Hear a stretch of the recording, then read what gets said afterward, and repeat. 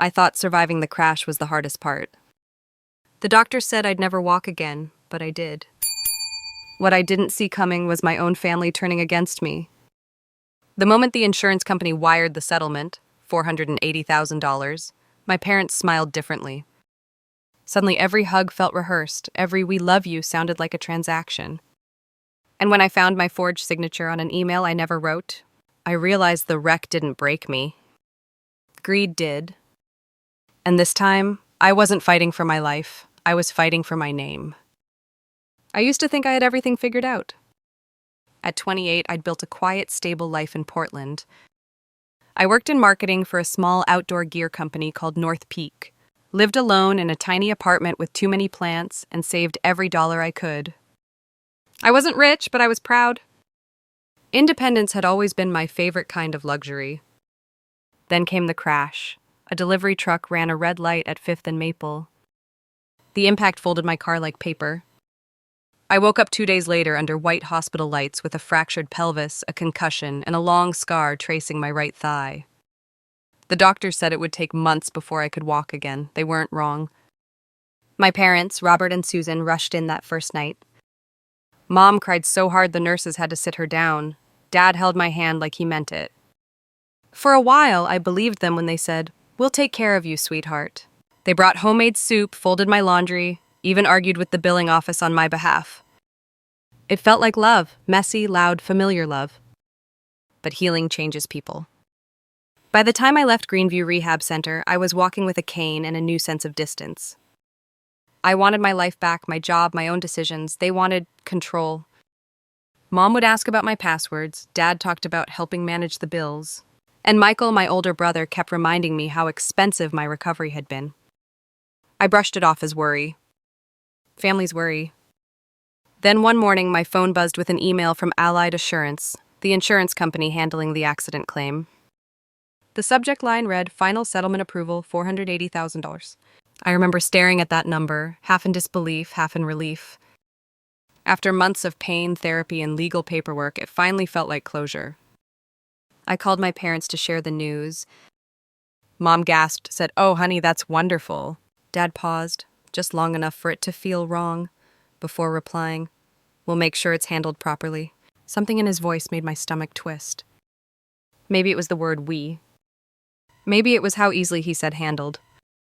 I didn't know it yet, but that email didn't just announce my compensation. It opened a door, one I'd spend months fighting to close again. At first, I thought I was just imagining things. Maybe my parents were overprotective. Maybe money made people act weird. But a week after the settlement email, their tone changed completely. Mom started calling twice a day, asking if the payment had come through yet. She'd slip questions between small talk, how I was feeling, what I had for lunch, then circle back to the money. Dad talked about responsible planning, saying we should meet with a financial advisor as a family. And Michael, who rarely texted before, suddenly became my daily motivational speaker. He'd send messages like, "Don't forget who was there for you." At first I laughed, then I stopped laughing. When the wire finally landed in my account, I felt both relief and fear.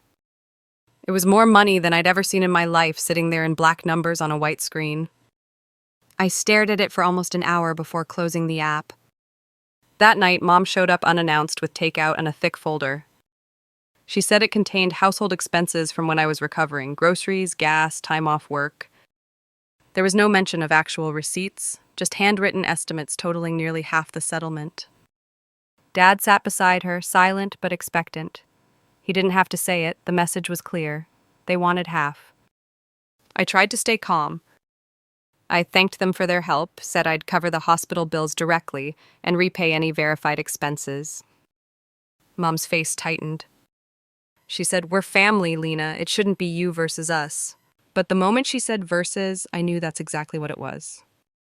Over the next few days, the pressure grew. They called relatives to guilt-trip me. An aunt told me I was being ungrateful. Michael posted some vague quote online about how money reveals true character. It was subtle but targeted. Then, one Sunday afternoon, Dad handed me an envelope. Inside were legal documents, typed, formatted, and already filled out. A joint management agreement giving them co-control of my insurance funds for family transparency. Mom said it would make everything easier. Michael smiled like it was already done. I remember tracing the signature line with my finger. My name was printed neatly beneath it. I hadn't signed anything yet, but for the first time I felt like someone else already had. That night I couldn't sleep. The sound of the crash kept replaying in my head. Metal, glass, sirens, blending now with my mother's voice saying, "We'll make sure it's handled properly."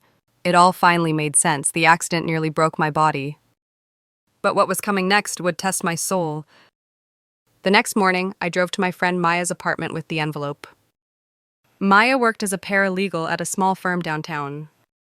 She'd seen her share of family messes, but when she unfolded the papers, her eyebrows shot up.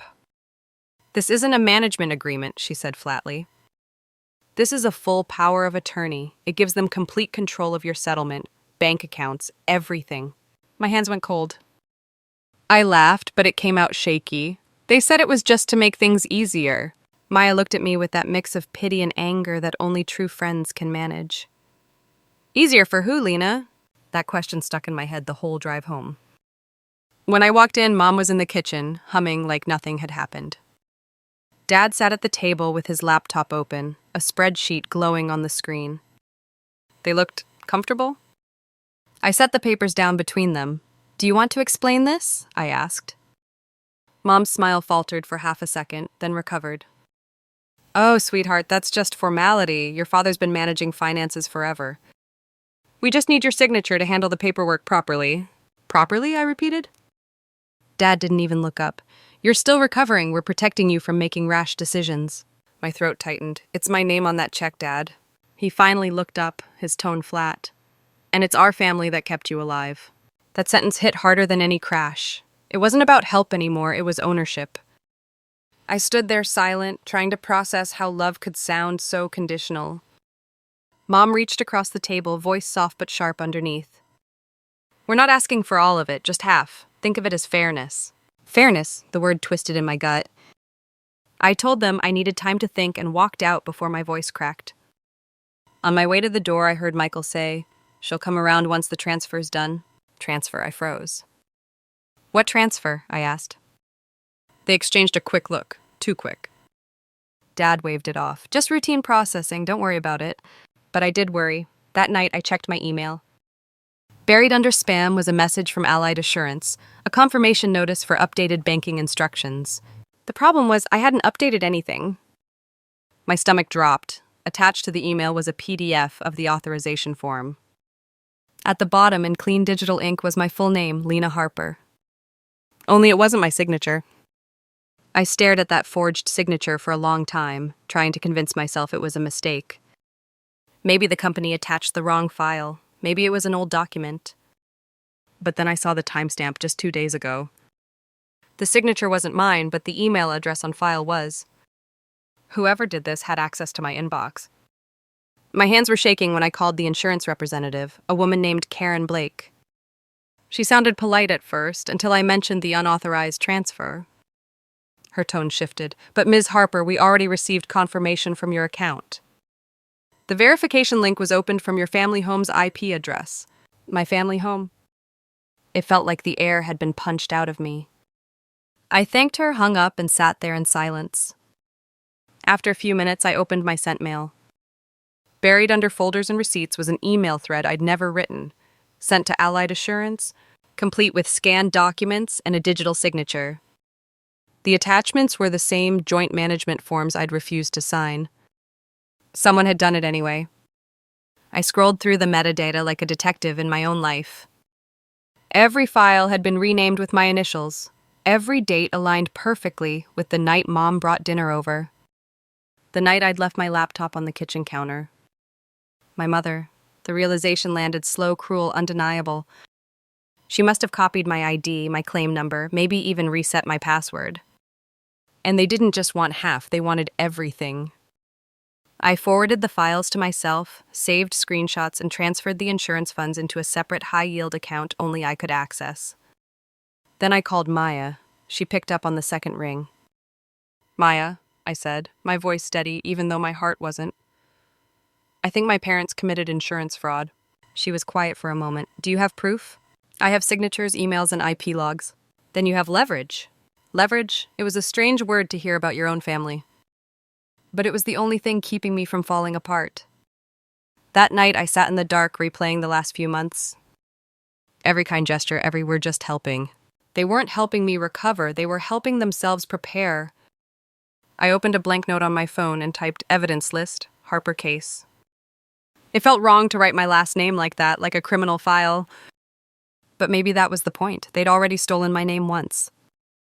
I wasn't going to let them do it again. The next morning, I met with Maya at her office downtown. She introduced me to Daniel Morris, a civil attorney known for dealing with family-related financial abuse.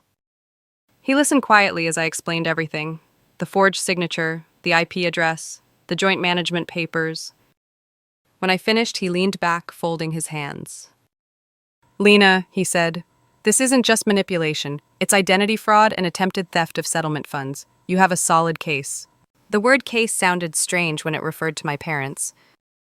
I never imagined my last name would appear on opposite sides of a lawsuit. Daniel advised me to start gathering a digital trail. He showed me how to request access logs from my email provider, how to retrieve metadata from PDFs, and how to notarize every piece of evidence. It was meticulous work, but it gave me purpose. For the first time since the crash, I felt control returning to my hands. Over the next few days, I built a quiet wall of proof. Screenshots, call logs, even the night vision footage from the smart camera in my apartment hallway. The one showing Mom leaving with her tote bag the night I'd left my laptop charging on the counter. Inside that bag, she'd carried my future. Daniel drafted an official cease and desist letter to my parents, warning them of legal consequences if they accessed or transferred any of my funds. We mailed it on a Tuesday. By Thursday, Dad called. His voice was cold, rehearsed. "So this is how you treat the people who raised you?" I swallowed hard. "You forged my name." He laughed, a dry, empty sound. "You wouldn't even have that money if it weren't for us." Then he hung up. An hour later, I received a new email from Allied Assurance. Someone had tried and failed to log into my account again. It listed the attempt's IP address, the same one from my parents' house. That was the moment something inside me shifted. The fear burned out, replaced by a slow, clean anger. Not the kind that screamed, but the kind that calculated. Maya called that night. "Daniel thinks we should file immediately," she said. "Civil claim for fraud and financial abuse. You'll need to testify." I stared at my reflection in the dark window. "I will," I said. "If they wanted a fight, they're going to get one, on record." The next morning, we filed the lawsuit, Harper v. Harper, case number 243165. Seeing those words printed in black and white made my stomach turn. But beneath the nausea, there was clarity. They had taken everything they could except my voice. Now I was using it to make them answer for it. Filing the lawsuit should have felt like victory. But instead, it felt like standing at the edge of something I could never undo. The next few weeks blurred together with paperwork, depositions, and endless phone calls. Daniel handled most of it with quiet precision, but his words from the start stayed with me. "They'll reach out. They always do. Guilt is cheaper than accountability." He was right. 3 days later, my mother called. Her voice shook just enough to sound sincere. "Lena, sweetheart, this has gone too far.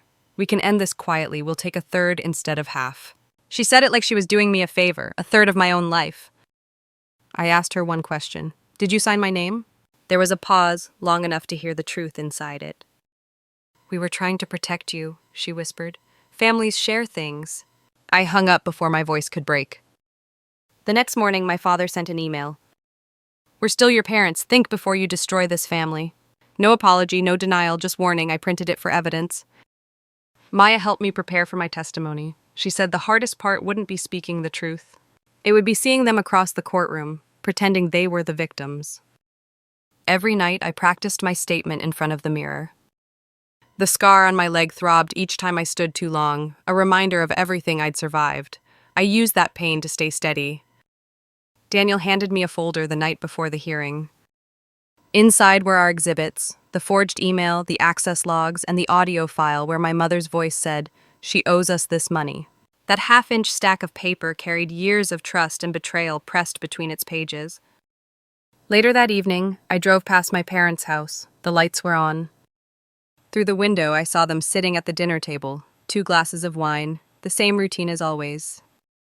It looked peaceful, ordinary, but peace built on deceit doesn't last. I whispered to myself, this isn't revenge, this is justice. Then I turned the car around and didn't look back. The next morning, I arrived at the courthouse in a navy suit and low heels, cane in hand, evidence tucked neatly in my bag. The marble floor echoed beneath every step. Maya squeezed my arm before we entered. Daniel nodded once, calm but certain. When the bailiff called the case name, the air shifted. Harper versus Harper. For a moment, I couldn't breathe. Hearing my own last name divided like that hurt more than any injury ever could. And then I took the stand. The courtroom smelled faintly of old paper and coffee. Everything about it felt cold, deliberate, timeless. I sat beside Daniel, palms pressed together, trying to remember how to breathe. Across the aisle, my parents looked smaller than I remembered. My father's jaw was tight, my mother's hands clutched a tissue she didn't use. Judge Helen Park entered, her black robe brushing the floor. Court is now in session for Harper versus Harper. The sound of the gavel felt like a full stop in my chest. Daniel started with calm precision, laying out the facts. The forged email, the unauthorized account access, the attempted transfer. Each exhibit appeared on the screen one by one, projected larger than life. My name, my ID, my supposed consent. Then he played the recording. It was my mother's voice. She owes us this money. We took care of her. She'd have nothing without us. In the silence that followed, I could hear my own heartbeat. My mother's lawyer objected, claiming the recording was taken without permission. Judge Park overruled. It speaks to intent, she said. When it was my turn to testify, I stood slowly, gripping my cane for balance. Daniel's questions were simple. Did you authorize your parents to access your funds? No. Did you sign this power of attorney document? No. Whose signature appears here? I looked at the screen. My own name stared back at me, carved in digital ink that wasn't mine. It's forged. My mother began crying then, loud, performative sobs that filled the room. My father kept his eyes fixed on the table, his jaw locked. Their attorney tried to spin it, saying they'd misunderstood the paperwork, that they only acted out of love. Judge Park leaned forward. Love does not justify fraud. When Daniel introduced the technical evidence, the IP logs, the time-stamped emails, the matching bank credentials, the narrative cracked completely. My father's face drained of color. My mother's tears stopped as suddenly as they started. Then came the final blow. Daniel called the forensic examiner to confirm the digital signature analysis. It's a forgery, the examiner said. The signature was replicated from a scanned image of Ms. Harper's driver's license. The courtroom went still, even the air seemed to pause. Judge Park's verdict was short, sharp, and final. This court finds in favor of the plaintiff, Ms. Lena Harper. The defendants, Robert and Susan Harper, are guilty of fraudulent intent and unauthorized use of personal identity. Restitution will be made in full. Case closed. The gavel fell again. This time, it didn't feel like an ending. It felt like release. My mother's eyes met mine for the first time in months. There was no remorse, just defeat. My father looked away entirely. As I left the courtroom, the reporter's murmurs echoed behind me. I didn't answer any questions. There was nothing left to say. I had won. But victory didn't feel like triumph. It felt like silence. The courthouse steps felt heavier on the way out than they had going in. I had won, but there was no celebration waiting outside.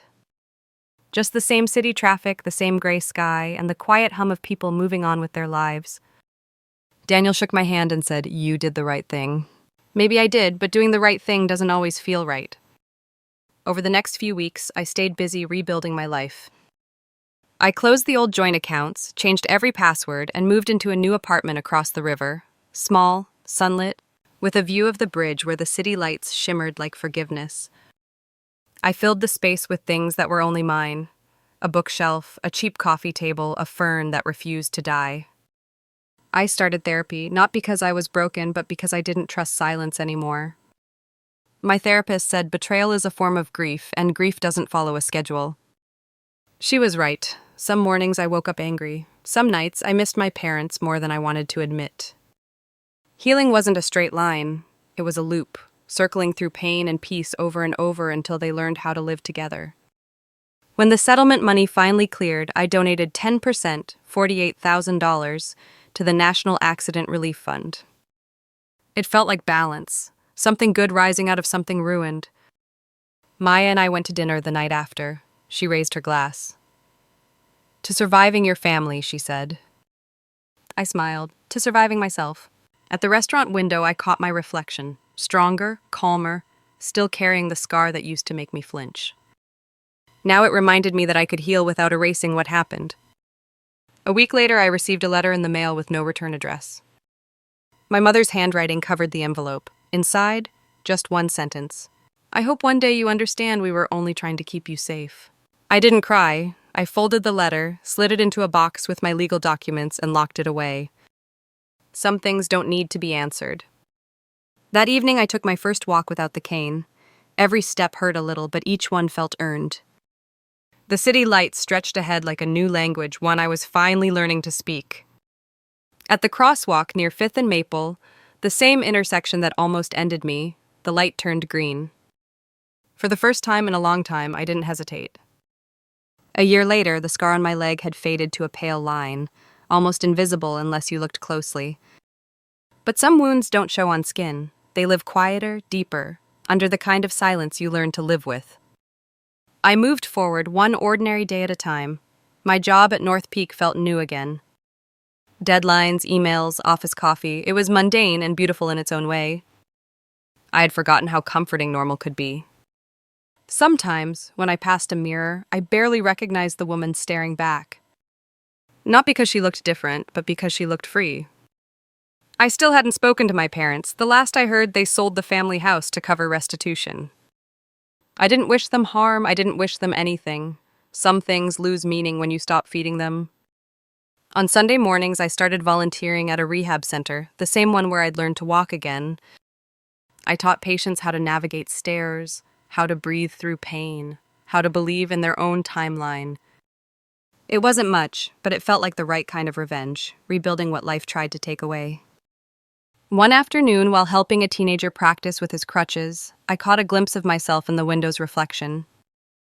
The light was soft, the same golden hue that had filled the courtroom the day I testified. For the first time, I didn't see a victim or a survivor. I saw someone whole. After class, I walked to the same intersection where everything had changed, 5th and Maple. The street had been repaved since the crash, the crosswalk lines fresh and bright. The city had moved on, and somehow so had I. A car slowed as the traffic light shifted, red, then yellow, then green. That simple transition meant more to me than any verdict ever could. The green light wasn't permission to move forward, it was a reminder that I already had. I stood there a moment longer, listening to the wind rush past and the faint hum of the world continuing. Justice hadn't made me whole. Time hadn't erased the betrayal. But peace, quiet, unremarkable peace, had found its way back to me. When I finally crossed the street, my steps were steady, sure, unhurried. Every movement felt like a small defiance, a gentle rebellion against the version of me that once believed survival was enough. As I reached the other side, I glanced back at the glowing green light behind me. It wasn't just a signal anymore, it was a symbol. Justice isn't always loud. Sometimes it's just peaceful. People always talk about revenge like it's a victory, like there's some grand moment when everything finally feels right. But the truth is quieter than that. Justice isn't the explosion after the storm. It's the stillness when you realize you've survived it. When my parents tried to take what wasn't theirs, I thought I needed to destroy them to heal. But healing didn't come from their downfall. It came from my decision to stop letting their choices define me. I used to measure my worth by what I lost, the money, the trust, the family I thought I had. Now I measure it by what I refuse to give away, my name, my voice, and the part of me that still believes in doing what's right, even when it hurts. There's a kind of strength that doesn't make noise.